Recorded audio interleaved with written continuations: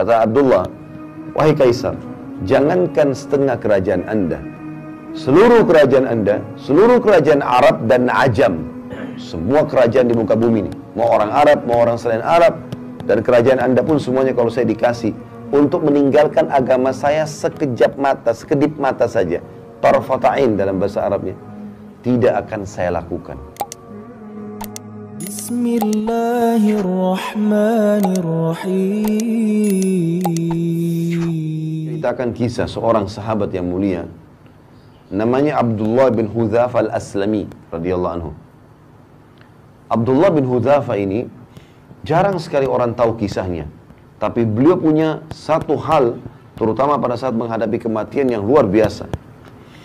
Dia pernah diutus menuju ke negeri Romawi untuk menyerang, ternyata ditawan oleh Raja Romawi. Dan orang-orang Romawi sudah dengar, ini muslimin ini kebanyakan orang-orang Arab Badui dari padang pasir, jadi sisa Arab. Orang miskin, tidak banyak orang kaya di antara mereka. Nanti kalau dibanding orang-orang Romawi dulu, nggak ada kekayaan apa-apa mereka. Tadinya orang tidak ada yang lihat, dianggap orang bodoh, nggak bisa baca, nggak bisa nulis. Sekarang dengan masuk Islam, Islam membawa mereka menyebar ke seluruh dunia. Mereka jadi pemimpin. Dan yang luar biasa didengar oleh Kaisar, keyakinan orang Islam ini mengalahkan kokohnya gunung. Halal, halal, haram, haram. Asal dia sudah belajar, dan dia memang sudah yakin dengan itu, nggak bisa digoyahkan. Sampai mati pun. Maka Kaisar waktu tawan sahabat-sahabat ini, pimpinannya adalah Abdullah bin Hudzafa radhiyallahu anhu. Kata Kaisar, mana pimpinannya? Ini si Abdullah. Dipanggil sama Kaisar di depan teman-temannya semua. Waktu itu kita perlu tahu teman-teman, Kaisar Romawi menguasai setengah dunia.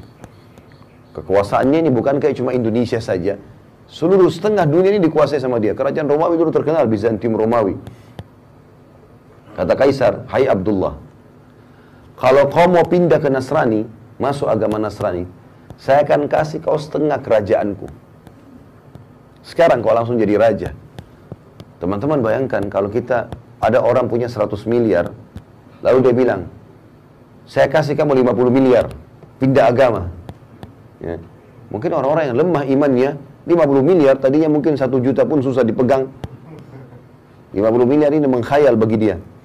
Pindah agama banyak. Bahkan orang banyak pindah agama karena Indomie.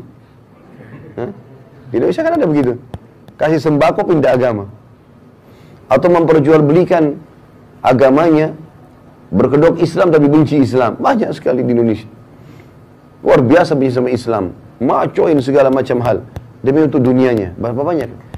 Abdullah bin Hudzafa ambil pelajaran teman-teman sekalian. Ditawarkan setengah kerajaan Kaisar, datangkan saksi-saksi. Nih saksi semua, ini bukan main-main. Kamu bilang saya masuk Nasrani, setengah kerajaan. Dari Badui padang pasir, orang miskin jadi raja langsung, berdampingan sama Kaisar. Apa jawaban Abdullah? Kerajaan ditawarkan. Dan ini tidak main-main, serius, akan dikasih kerajaan.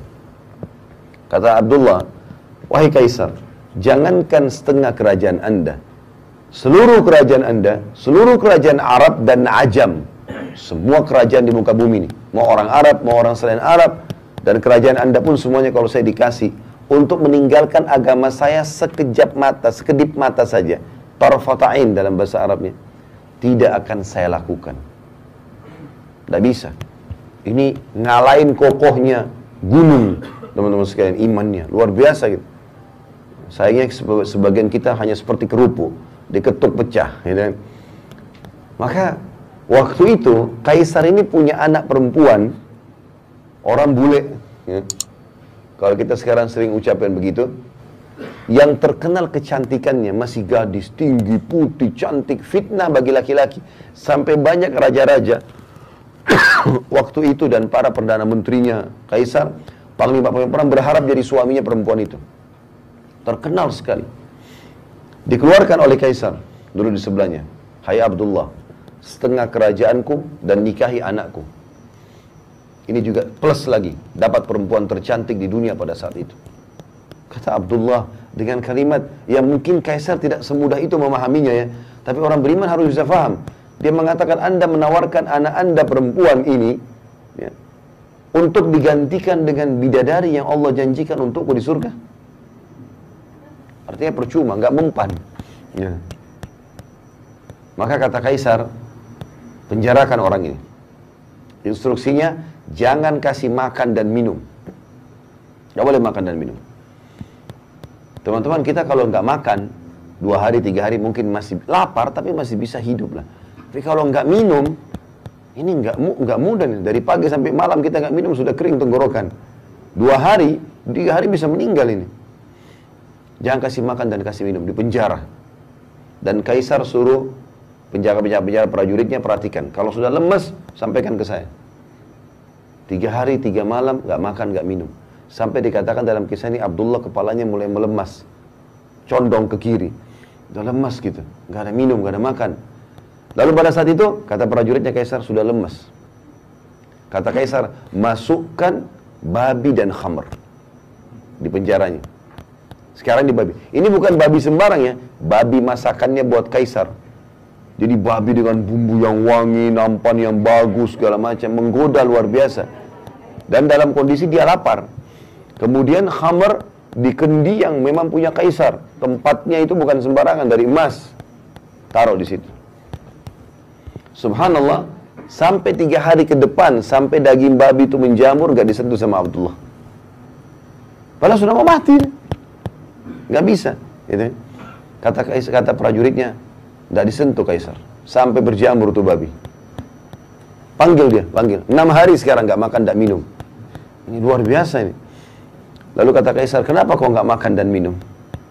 Kata Abdullah jawabannya, saya tahu dalam agama saya sekarang sudah halal tuh babi dan khamr. Karena saya akan mati kalau saya gak makan. Tapi demi Allah saya tidak akan biarkan kau menghina agamaku. Sama raja dunia dia ngomong ini. Saya demi Allah tidak akan membiarkan kamu menghina agamaku. Kaisar bilang, kalau begitu saya akan bunuh kamu. Tapi bukan bunuh biasa. Saya akan masukkan kamu ke minyak panas. Didatangkan periuk teman-teman sekalian. Besar. Bisa nampung 10 orang laki-laki masuk ke dalamnya. Karena besarnya. Taruh minyak panas, dibakar. Mendidih minyak itu. Kata Kaisar, cemplungin satu persatu prajuritnya Abdullah. Jangan dia terakhir. Sekitar 30 orang. Begitu dilempar yang pertama, teman-teman sekalian, dikatakan dalam riwayat kisah ini, dimasukin dalam hitungan detik, tinggal tulangnya keluar. Karena panasnya minyak itu. Ya. Abdullah lihat nih. Satu dilempar, baju perangnya pun, kulitnya semua habis orang itu. Tinggal tulang, ngapung. Lempar yang kedua, begitu lagi. Yang ketiga, begitu lagi. Penuh dengan tulang-tulang manusia dan darahnya nih, minyak. Mendidih. Pas giliran Abdullah, dengan lemesnya lagi ditarik, netesin air mata Abdullah. Kata Kaisar, udah netesin air mata nih. Mungkin mau berubah. Kata prajurit Kaisar, nangis. Berarti mungkin mau berubah. Panggil. Hai Abdullah, jadi pindah Nasrani? Dia bilang, tidak demi Allah. Lalu kenapa kau nangis? Saya menangis karena saya menyesal hanya punya 1 nyawa. Saya berharap punya 1000 nyawa, semuanya kau cemplungin ke minyak itu. Untuk mati menuju ke akhirat. Bagaimana orang beriman, teman-teman, faham masalah ini? Nggak ada yang goyahkan dia. Dunia ini sebentar. Antum tarik kisah ini kepada penyakit yang sedang kita alami. Utang yang belum kita lunasi. Permasalahan rumah tangga yang kita hadapi. Seberat apa itu dibandingkan Abdullah ini? Nggak ada nilainya. Tapi dia begitu yakin ada Tuhannya Allah. Dan dia yakin dunia ini hanya sebentar, dia akan menuju ke akhirat. Itu poin yang tidak boleh luput dengan kita.